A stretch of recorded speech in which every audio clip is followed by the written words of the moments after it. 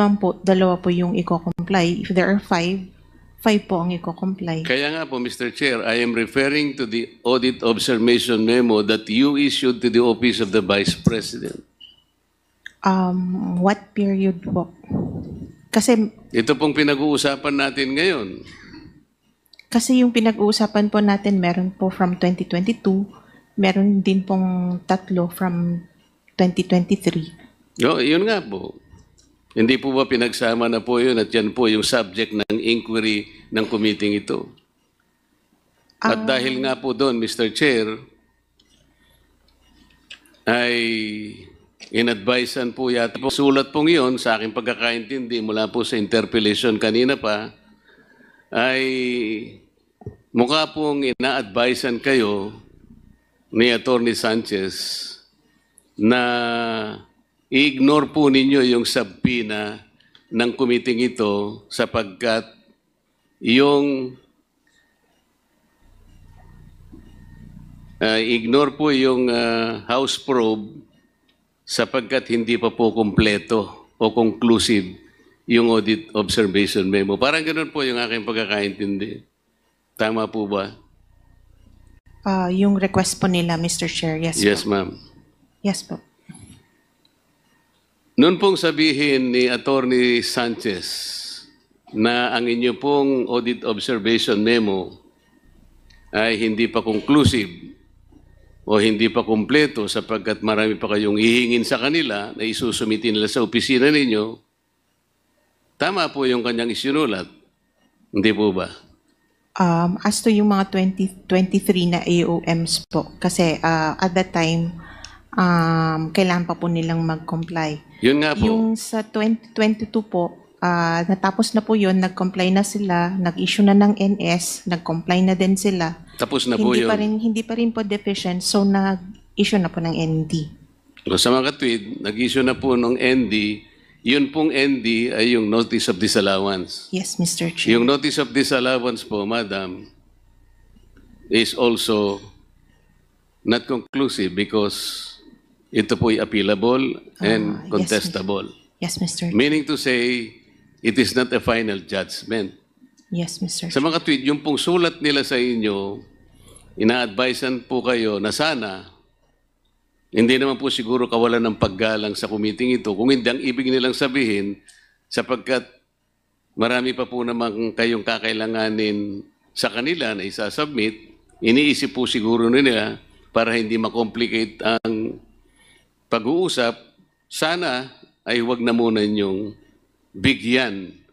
Kasi po humihingi ang House, ang ating pong komite, nung mga dokumento na kakailanganin po dito sa kanilang pagdinig. Tama po ba? Yes, Mr. Chair. Okay. Bakit hindi po ninyo binigyan ng due course yung sulat po ni Atty. Sanchez? Ano pong dahilan? Mr. Chair, nag-issue po ang House, ang committee po, ng subpoena duces tecum sa COA. And dun po sa rules ng COA, pwede naman po kaming maservan ng subpoena. And ayun po, nag-comply lang po kami based dun sa subpoena po. Mr. Chair, kung halimbawa yung subpoena ng committee ito ay tumutukoy sa mga bagay na hindi pa po ninyo iniimbestigahan, sa aking palagay tama lamang po yun. Ngunit dahil po yung bagay na hiningi po nila ay iniimbestigahan na ninyo, hindi ba dapat ay pumayag kayo na sana'y i-advise nyo yung ang House na, Sir, Madam, with all due respect, ay hindi muna po namin kayo mabibigyan ng inihingi po ninyo sapagkat sa ngayon po ay kami po yung kasalukuyan pong nag-iimbestiga. Hindi po ba pwede ring idahilan yon, Madam, without disrespecting the Committee on Good Government? Mr. Chair, meron naman pong nire-recognize din naman po namin yung Congress oversight, and yun nga po, we were issued subpoena, so Mr. Chair, sinasabi ko nga po yun eh. Kung sa bagay siguro na hindi pa ninyo iniimbestiga, makatwiran lang na talagang pagbigyan nyo at nasa lugar naman po.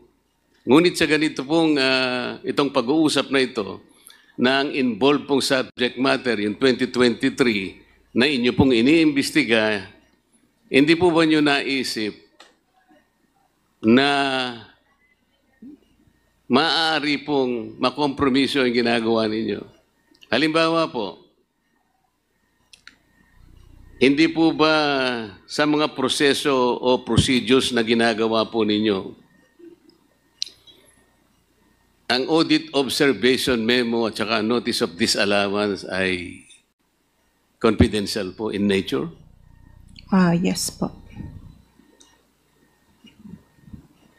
Ang mga partido sapagkat wala pang ang conclusiveness eh. Iniimbestiga pa nga lang eh. Tama po. Yes, Mr. Chair. Actually, audit lang po yung sa amin, not technically, hindi po investigate. Kaya nga importante po na ma-protection kasi ino-audit nyo lang. At alam po ninyo, yung pag-audit ay maaari pong i-contest mula sa level ng regional director, kung nasaan man nagumpisa. Kung sakasakali pong hindi natapos doon, maski sa level ng commission proper, inaapila pa rin po. At kung sakasakali po hindi napagbigyan doon, umaabot din po yun hanggang sa kataas-tasang hukuman, hindi po ba? Kaya po pinapanatili natin confidential ang proseso. Hindi po ba nyo naisip kung sakasakali, yung pong ginagamit po ninyo sa inyong pag-audit ay ibibigay po ninyo sa Committee on Good Government, mabubuyang-yang po yung mga dokumento because of the nature of the hearing in the House of Representatives. Tama po?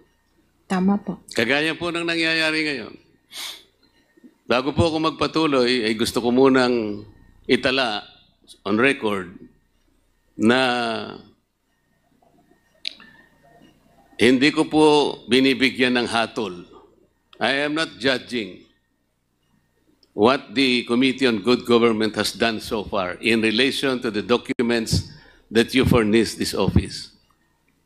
Ang sinasabi ko lamang po, kanina po sa unang pagtatanong ko sa inyo, ang sabi po ninyo, there is no other office or agency of government na binigyan po o inallocate ng ating saligang batas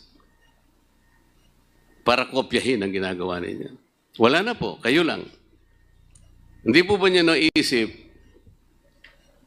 na ang inyo pong gawain, ang inyo pong gagamitin sa inyong pag-audit ay nagamit po ng local government at hindi nyo man lang ipinaliwanag, sana kanina pa po na tinatanong ko, bago pa po ninyo ibigay, pinagbigyan nyo sana yung sulat po ng attorney sapagkat nasa inyo na po ang pag-uusisa ng pag-audit. Masasakripisyo po, masasapubliko po ang gagawin ninyo kung sakasakali. Tama po ba? Tama po, Mr. Chair. Ang audit po ay exclusive sa Commission on Audit. Pero since ang Congress po ang may hawak sa yung pera po ng yung power of the purse po, I think we do recognize yung Congress oversight over that power, and similar to sub judice po, hindi po nababind ang Congress pagdating po sa power ng Congress na yun po. Mr. I think Chair, hindi gusto ko naman po pong- audit ang gusto nilang gawin, which is yung audit po ang sa amin. So, Mr. Chair, gusto ko pong malaman sa sagot ng ating representative ng COA. Opinion mo ba yan o yan ay kinuha mo sa pinakamataas na opisyal ng COA sapagkat hindi ikaw ang magbibigay ng katuwiran doon sa kung ano yung power of the purse at kung ano ang significance nung sabpi na tinanggap ninyo. Ito ba ay pinag-usapan ninyo, tirefer mo sa commission proper? Somehow na-discuss. Ano po? Somehow po na-discuss. What do you Although mean ang- somehow? Kasi po importante yun eh. Alam po ninyo na magkakaroon po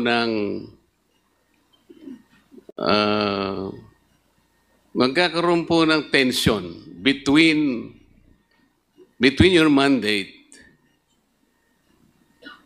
and the objective of the Good Government Committee. Iba po yung trajectory nila, iba po yung sa inyo, audit. But you will be using, the committee will be using the same documents. The committee will be using those yardstick that you must be using in your own audit. Sa makatwid po, masasakripisyo po. Halimbawa po, Mr. Chair, noong umpisahan po ng Good Government Committee, yung pag-uusisa po, itong bagay na pinag-uusapan natin. Necessarily, ang gawain po ninyo na interrupt, tama?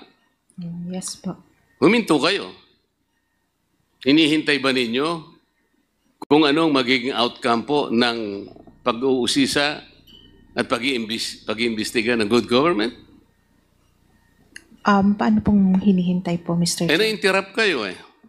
Sa mga tweet, ang gawain po ninyo ay nabalam. Nabinbin kayo.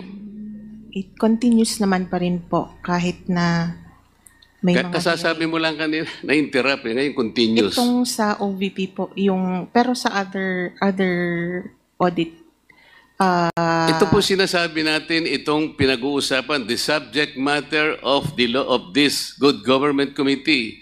Necessarily, ang trabaho po ninyo in relation to the issuance of that audit observation memo was interrupted. Tama po, Madam. Opo, but yung sa other liquidations naman po ng other offices, continues pa rin naman po. Or sa other, yung sa katulad nung pong sa 2023 na audit, nireceive naman pa rin po namin yung mga compliance po nila. Madam, dito po sa binasa kong provision kanina, Mr. Chair, kayo po ang may karapatang gumawa ng isang comprehensive program kung paano isasakatuparan ang pag-audit sang-ayon po sa pamantayan ng ating saligang batas. It cannot be delegated to any other agency. Nag-usap na tayo kanina. Yes po. What has been delegated can no longer be delegated. Yes. That is a principle of law. Yes po. Sa mga abogado pong nandito, alam po nila yun eh. Potestas delegata, non delegare potest. Nagkakaintindihan po tayo. Yes po. So effectively, you delegated the idea, the work that you have been doing in the first. Ano ngayon, hindi po ba na-compromise yung independence ng Commission on Audit? You have to remember, the COA is an independent constitutional body. Yes, Mr. Chair. I believe there is no compromise naman Yun po, ang palagay mo. since yung audit procedures still belong with the Commission on Audit. Yun ang palagay mo. You're talking of procedures, pero compromise nga yung mga dokumentong gagamitin ninyo eh. Kasi binigay mo nga, sabi ko nga sa'yo, walang kasalanan ang committee ito sapagkat sinabi na binigay mo without advising them. Sana man lang, sumulat ka man lang, and then the committee, malay mo, they have weighed their options. Baka sakaling hindi ganito nangyari. In this particular case, narinig mo kanina, nagsalita ang aming speaker. Sabi niya, let us strengthen the institution that uphold our democracy.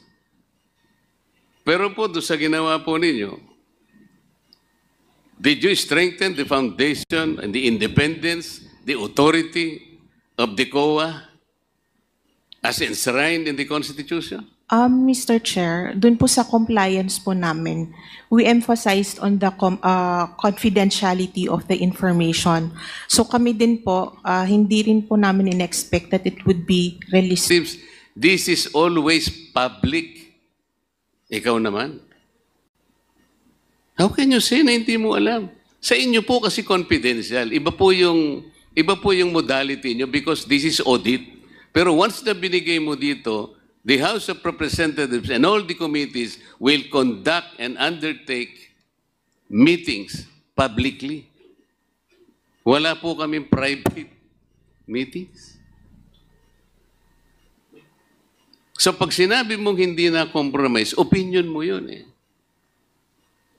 Opinion mo. You are not in a position to tell us na hindi na compromise. Only time will tell. Siguro po dapat pinaalam po ninyo. The fact that you did not even, dapat sa... The go signal was from the chairperson. And so, ang napag-usapan You are saying po that the commission is- proper, who gives the go signal? The chairman of the COA? Sa being the head of the ICFAO po, siya yung head po ng ICFAO. No, I am asking the head of the institution The itself. head of the institution po, the head of COA po is the CP, but the head of ICFAO, the office, is the chairperson po. So alam po ng COA head ito? Yes, Mr. Chair. Alam niya, sigurado ka? Yes, Mr. Chair. The commissioners, alam nila? Yes, Mr. Chair. Okay.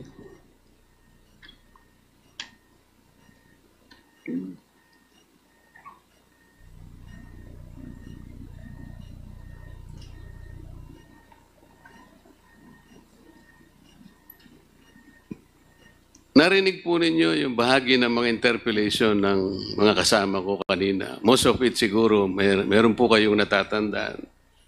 Most particularly, the interpellation of Congresswoman, kung tinatanong niya yung certain La Chica was guilty of usurpation Acosta. of authority.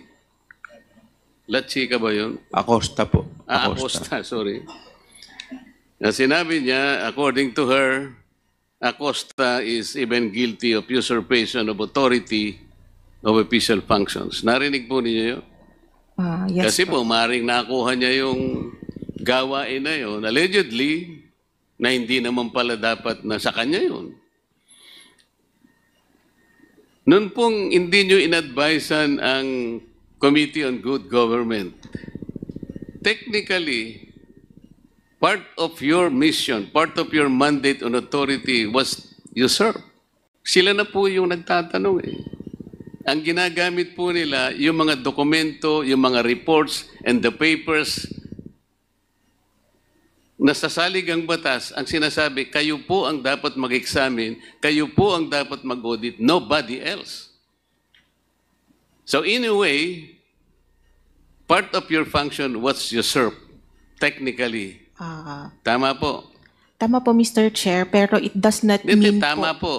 Tama po, pero Pero, it does not mean po na we will just take it hook, line, and sinker. We will still audit based on what our standards are. I-conduct pa rin po namin yung audit na based sa amin po. palagay natin, paano kung hindi pareho ang outcome nyo? Paano hindi pareho ang conclusion nyo? What happens? I think we will stand by yung audit po ng COA. O ibig mo sabihin, yung outcome ng aking mga colleagues ay mali. Ang sinasabi ko kasi pwedeng hindi kayo magtugma eh. Because your procedure is different.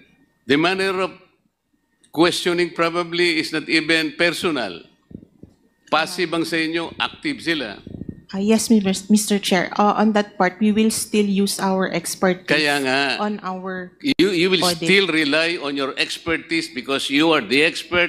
Kayo ang nakakalam ng comprehensive program and plan. Kayo ang expert sa inyong mga fields. and the members of this committee, hindi sila expert. Yan ang ibig mo sabihin. Yes, Mr. Chair. Kayo ang expert, sila hindi expert. Tama? Kaya pwedeng Iba naman po ang sa Kaya nga yun ang Congress, sinasabi ko Mr. sa iyo Chair. magkakaroon sigurado kayo ng pagkakaiba ng resulta. What happens then? What will happen to the integrity of the Commission on Audit? Sir, eventually, if ever man na mapunta po ito sa CP and then mapunta sa courts, even the courts can reverse COA po. Ang iniiwasan po kasi natin ay yung magkaiba po ng outcome. Pareho po yung ginamit. Ang mga papeles, ang mga report, lahat po ng dokumentong nakita naming inisa-isa at binusisi ng mga kasama ko are the same. Pero mag-iiba po kayo ng outcome. Mr. Chair, I believe ang outcome po from Congress is legislation, while ang sa amin po is yung result of audit po.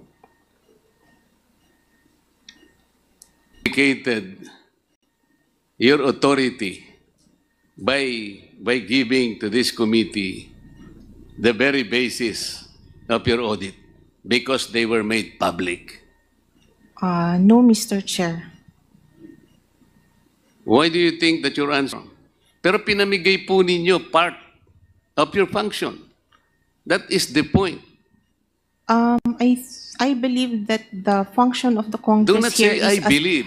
is as We are oversight. after facts here. We are not after what you believe and we're not after your opinion. Ang pinag-uusapan natin are factual issues. Okay? Sabi mo kanina, sumagot ka kanina, no other offices, no other agencies ang nakakagawa ng function. It's only exclusive to COA. The audit function, Mr. Chair. We just simply recognize the authority of the Congress. In simply recognizing the authority of Congress, you have wittingly or unwittingly surrendered part of your mandate because you expose the confidentiality of those documents which should have been preserved per your own rules and regulations. Am I correct? No, Mr. Chair, we have not surrendered our mandate. How do you know that you have not surrendered? How do you know? Are you in a position to even assess the impact of your action? It is still the COA that is performing the audit. The Congress is doing a different thing. They're not auditing the funds. What are they doing? In legislating. What? Legislating po. I believe we are all here because You've this been hearing sitting is here for in several aid- hours. is in aid for Did you know the kind of legislation that are supposed to be coming up? Meron ba silang sinabi sa'yo na meron na kaming legislation in mind? Meron bang lumitaw? Kanina pa tayo rito. Ako, alas 10 ng umaga, nandito ako. Did you have an idea as to what legislation are coming up? For example, For example, meron bang legislation na baka sakaling nagle-legislate sila, later natuturuan kayo kung paano ang pag-audit? no po, for example, yung SAGAA sa budget on confidential funds. That will become subject of future legislation. Why are you the one articulating that? You are not a member of Congress. Yan ang That sinasabi is ko why- kanina pa eh. That is why Kanina nga ko po, pa sinasabi, what you are saying, opinion mo eh. that is I why am po trying to I- emphasize to you kung ano yung impact. That is Nung- why Baka mapagalitan ka ng chair. Ang pinag-uusapan natin dito, seryosong bagay. Uulitin ko sa'yo, the mandate to audit, the mandate to examine, the authority belongs only to COA. While the terminology is different, pero the basis of your audit and the basis of the investigation of this committee are one and the same. Yun ang sinasabi ko sa'yo. Did you not compromise the integrity And the independence of COA by doing so, do not make your own opinion. I will probably accept an answer na siguro balikan mo yung commission kung tama yung ginawa ninyo. Iwanan muna kita sandali kasi gusto ko mag-isip ka rin. Mr. Chair, may I direct my attention to the land bank people? Madam, kanina po sinabi nyo sa mga kliyente o somehow you accord some sort of parang courtesy, parang ganyan. Luwa, nag-withdraw sila ng... Magkano po ba yung withdraw kanina pinag-uusapan natin? 125 million, Your Honor. Ano po ba yung napakalaking bagay na pinoproteksyonan ninyo kung sakasakaling yung isa po sa guard nyo tinulungan lang pong isakay po sa sasakyan dahil mabigat po at napakarami po palang winidraw. What is so spectacular about helping because they are valued clients? Explain nga po ninyo sa maiintindihan namin kasi hindi po kami bankero Your Honor, ang duty po talaga ng security guard namin ay to secure po yung bank premises. Alam ko po yun, madam. Opo, yun. But somehow, sa mga ibang establishment, alam po ninyo, yung gwardiya po, pumunta po kayo sa mga food chain. Yung gwardiya po, minsan naglilinis ng mesa. Kinukuha po niya yung mga pinggan. Nakikita niyo po yun. Very, Hindi po unusual yun. Gwardiya po yun. Ang tinatanong ko po yung, maano po yung halimbawa sa bigat po ng dala-dala na tumulong lang pong iginanon po sa sakyan. Ang laking bagay po ba noon, madam? I'm sorry, Your Honor. Talaga pong ganun ang... Ano nga po yung wisdom? Na kung bakit halimbawa pinagbabawalan niyo yung gwardiya naman na to lift a finger just to help somebody dahil sa bigat po ng kanyang daladalang pera na isakay po doon sa kanyang sasakyan. Sir, yung pinaprotektahan din po namin yung security risk din po. So baka po on the way na tumulong siya ay may mawala po doon sa... Kasi hands-off na po kami once na ma-release na ho namin yung funds sa pay. Mr. Chairman, can I have a very quick interjection with the indulgence of our my good With the compadre? indulgence of Congressman Marcoleta, just a quick interjection from Congressman. Just a very quick interjection, Mr. Chair. With the indulgence. Yes, Congressman Garin. Yeah. Mr. Chair, the security guard of a bank is in the lives that will be at stake there. Paano makaka-respond yan kasi ginawa mong kargador? That's one. Second, Mr. Chair, the security guards, well, they are adequately paid for that profession. Hindi naman ganun ka sobrang laki na kapag pinabitbit mo and then the client will say, nako, kulang ito. Paano ngayon kung mapagbintangan sila? So it's not only protecting the bank, the other people and the clients, but their task is to be a security guard. And Mr. Chair, my kumare is speculating. Yung sinasabi ko, actual po yun Meron po bang mga tao nun nung kayo po sinasakay lang po yung pera na siguro po nabigatan lang, ginanong ko lang. Ang laki po bang kasalanan yun, madam? Mga bangko po kayo di ba? Dapat po yung mga kliyente naman nagbibigay kayo kahit nyo sa bangko ninyo. Land bank pa naman kayo, gobyerno pa naman kayo. Dapat naman hindi ganun. Kung nakita nyo naman, wala namang peligrosong nakita nyo hirap na hirap po yung maano man lang ganun. Nasabi ko lamang po, madam, sapagkat parang hindi naman kapani-paniwala naman na, kasi po mas naniniwala po ako dun sa sinabi kanina na meron pong nagbigay po kayo ng parang parang lang iganon yung trolley. Ano po yun? Ugaling Pilipino po yun Hindi po masyadong kapani-paniwala yung argumento po ninyo. Mas naniniwala po ako dun sa sinabi kanina. So, last na po sa inyo, babalikan ko yung madam. Sa akin pong palagay, ay na-compromise po ninyo yung integrity, yung independence na ano ba sa Tagal, yung repose, yung ipinagkatiwala sa inyo ng saligang batas. Maring hindi po nyo alam, maring hindi conscious kayo, Pero part of that authority na ibigay po ninyo. Sa Makatwid, meron pong na-compromise ngayon. Sa aking palagay po, kung talagang susuriin ito, kung makakapagseryoso po tayo, baka po maring managot po ang inyong mga opisyal. I am referring to the chairman and the commissioners of COA. Somebody might file an impeachment case on the ground of, ano bang grounds natin? Betrayal of public trust. Alam po ninyo, mataas na uring pagpapahalaga yun eh. Kayo na rin po ang umamin at alam kong tama naman ang sinabi niyo. There is no other agency of government. Ang saligang batas po, mahigpit ang tagubilin.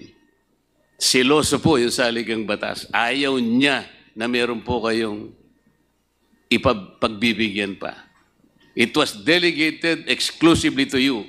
You cannot delegate that, even part of that particular authority and function. Mr. Chair, salamat po sa inyong panahon.